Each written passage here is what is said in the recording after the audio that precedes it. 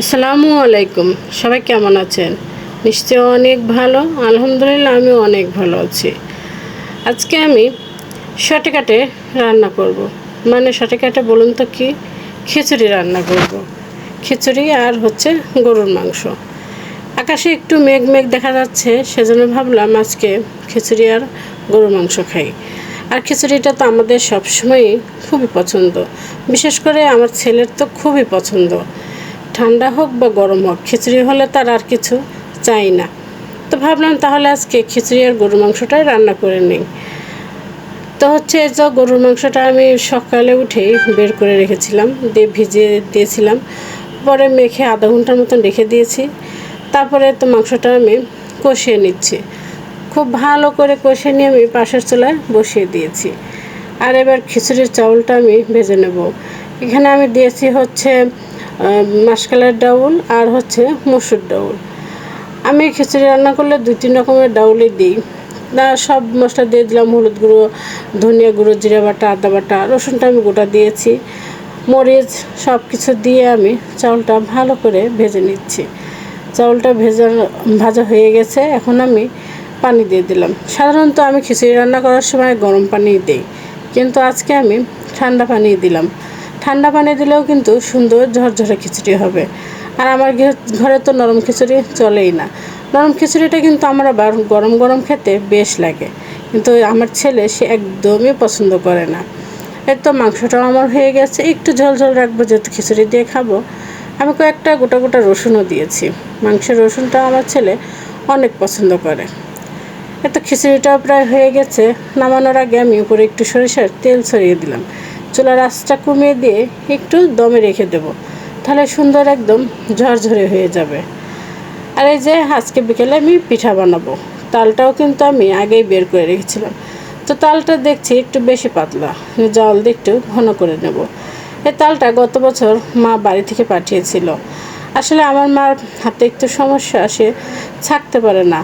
তারপরেও সে আমার জন্য তালে বেশি করে পানি দিয়ে ছেঁকে দিয়েছে, জানো, তাড়াতাড়ি তালটা বের হয়ে আসে, সেজন্য বেশি পানি দিয়েছিল। কিন্তু মায়ের ওই যে ভালোবাসা, দিতেই হবে আমাকে। আমি যদি না খাই তাহলে কেমন হয় না? সেজন্য মা কষ্ট করেও তালটা ছেঁকে আমাকে দিয়েছিল। তো তালটা বের করে একটু জাল দিয়ে রেখে দিয়েছি ঠান্ডা হওয়ার জন্য। ততক্ষণে আমি খিচুড়িটা খেয়ে নেই।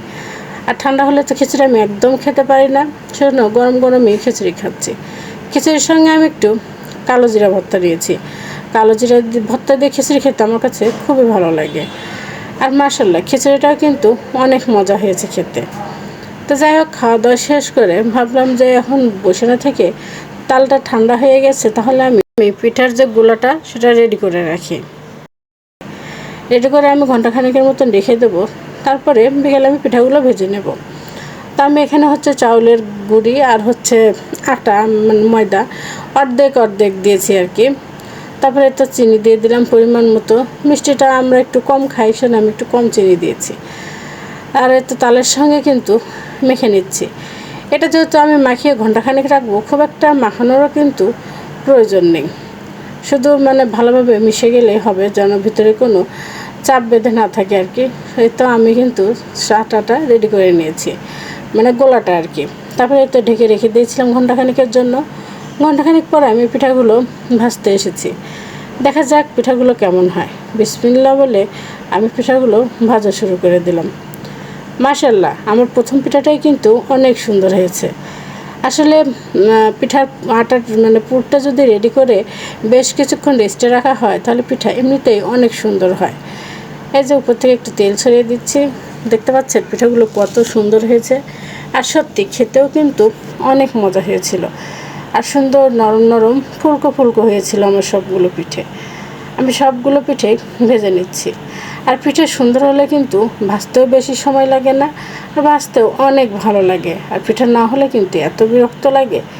দেখুন আমার পিঠাগুলো অনেক সুন্দর হয়েছে। আজ এ পর্যন্তই। সবাই ভালো থাকবেন। আল্লাহ হাফেজ।